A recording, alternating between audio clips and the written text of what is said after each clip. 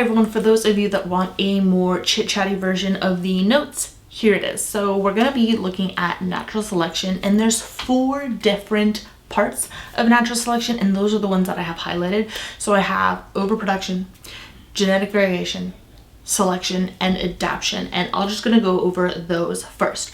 So if we're looking at overproduction, the animals make way more offspring than the environment can support, right? If you overproduce something, you have a lot of that. So that starts to make sense, right?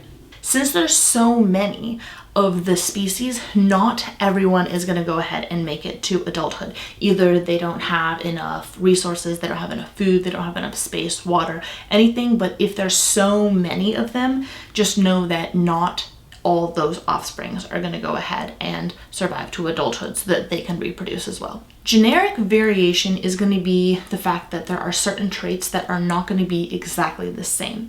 So when we looked at mice, they could be from the same species, but some of them had white fur and some of them had brown fur, right? That would be a generic variation in fur color. So based on what the offspring had, that's going to be passed on from the parents. So whatever the parent's genetic material is, they're going to pass that on to their offspring.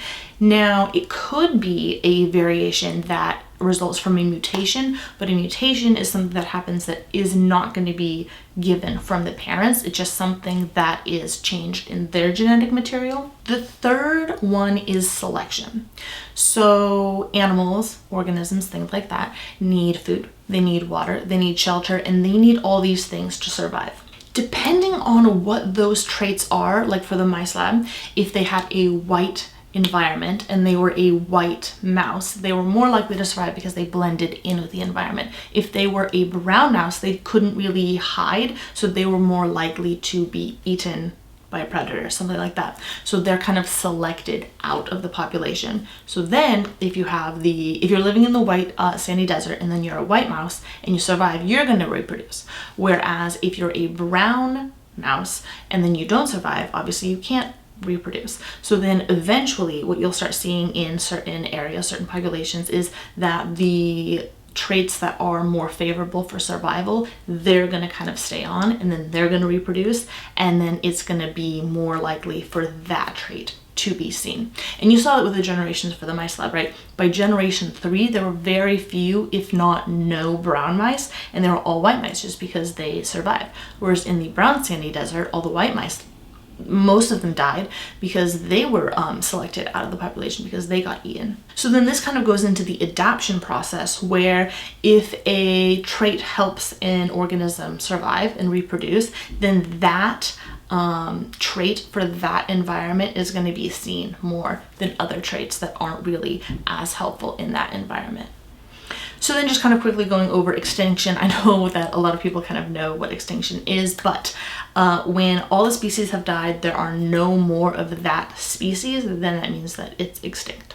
There's 2 ways that an organism or animal can be extinct. Either they have environmental changes, they have competition, there isn't enough food, there's not enough resources for them to survive, so they just kind of slowly die away, or there's some sort of natural disaster and everything just kind of gets wiped out quickly. So the whole species just die because of some natural disaster. Let's say a volcano erupts, they get squished, and there's no more of that species that lives, or it's more of a slow decline in the species. I know that I went around this backwards, but I'm going to go ahead and kind of talk about the beginning of the notes because I had certain things highlighted. So we're talking about evolution, and that is where populations are going to change over time. And when we're talking about populations, we're looking at individuals of a specific species, and those species are super closely related.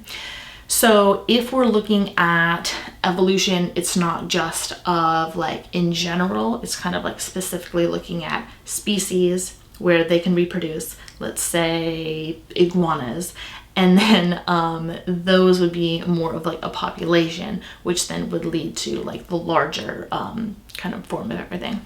So if we're looking between evolution and then artificial selection is when you're looking at a specific trait. So perhaps organisms can be bred for a specific trait. So you're artificially selecting it, like pure breeding animals and things like that. You're looking at specific traits that you want to go ahead and reproduce. So you select them yourself. Whereas evolution, it is the environmental like changes and what would make that species survive. That is what's kind of changing what is selected naturally, versus artificial selection is someone selecting a specific trait that they would like to go ahead and duplicate. So that's kind of the natural selection notes in a nutshell. Is 2 pages, or I think like 1.5 pages, something like that. If you wanted to go ahead and highlight them like I did, you can. If you want to print them out, go ahead, but that's just kind of more of a rundown specifically of what all the components were.